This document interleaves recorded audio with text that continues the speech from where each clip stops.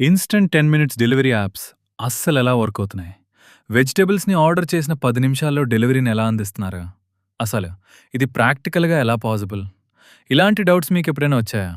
Snacks and drinks, beauty and personal care, household essentials ఇలాంటివంటే okay.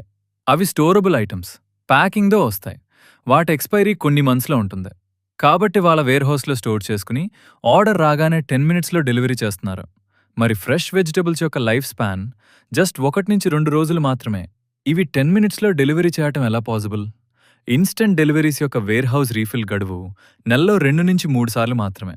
అంటే కూరగాయలను కూడా 2 వారాలు స్టోర్ చేయాల్సుంటుంది. సరే మరి కూరగాయలను ఎక్కడ స్టోర్ చేస్తారు? బయట. నార్మల్ రూమ్ టెంపరేచర్‌లో స్టోర్ చేయలేరు. పాడైపోతాయి. మరి ఎక్కడ స్టోర్ చేస్తారు? 2-8 డిగ్రీల టెంపరేచర్ ఉన్న కోల్డ్ స్టోరేజ్‌లో స్టోర్ చేస్తారు. సరే. కోల్డ్ రూమ్‌లో స్టోర్ చేశారనే అనుకుందాం. ఎలా స్టోర్ చేస్తారు? ప్యాక్ చేసి స్టోర్ చేస్తారా? లేదా చేయకుండా స్టోర్ చేస్తారా? ఫర్ ఎగ్జాంపుల్ ఒక కస్టమర్ 6 రకాల కూరగాయలు ఆర్డర్ చేశారనుకుందాం. టమాటా, మిర్చి, దుంప, బెండ, దొండకాయ, చిక్కుడుకాయ. ఈ 6 రకాల కూరగాయలు గ్రేట్ చేసి ప్యాక్ చేయటానికే 10 నిమిషాలు పడుతుంది. మరి 10 నిమిషాల్లో ఇంటికెలా డెలివరీ అవుతున్నాయి? అంటే ఆల్రెడీ కూరగాయల్ని ప్యాక్ చేసి స్టోర్ చేస్తున్నారు. కూరగాయలు కస్టమర్ దగ్గరికి రాకముందు కోల్డ్ రూమ్‌లో స్టోర్ చేసి కస్టమర్ ఒక్క రోజులో ఇవన్నీ కూరగాయలు వాడలేరు.